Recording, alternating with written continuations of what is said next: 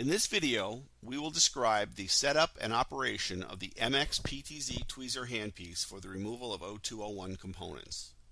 The supplied stands with the MX allow for tip and tweezer tip storage.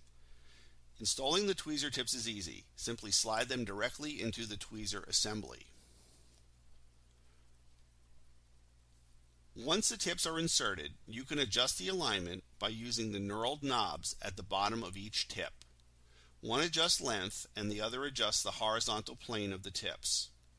This combination of adjustments allows the precise alignment needed for 0201 component removal.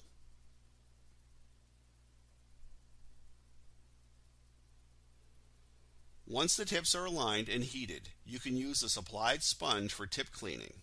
You will notice the slots in the sponge which allow you to clean both sides of the tip simultaneously. Tin the tips with a solder approved for use in your facility and you are ready to go.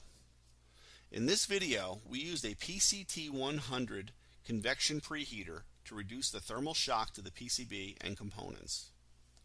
Simply align the tips to the sides of your component and squeeze the handpiece. This squeezing action will melt the solder and secure the component for easy removal. Use the sponge to remove the components from the tips. Do not bang the tips to dislodge the parts. Prior to replacement, you can apply gel or Tachyflux to aid with the positioning of the part as well as removing oxidation. A mechanical tweezer and optical aid should be used for positioning the component. You may need 2 probes to rotate the part into position. You can solder the part with your Metcal Advanced handpiece using a fine tip. When hand soldering, make sure you contact the pad and not the component edge. This helps eliminate component cracking. Use of the underboard preheater is essential for this operation.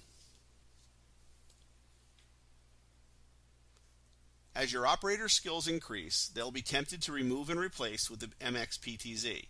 This technique is only approved for 0 ohm or shorting components, as damage to multi-layer parts may occur.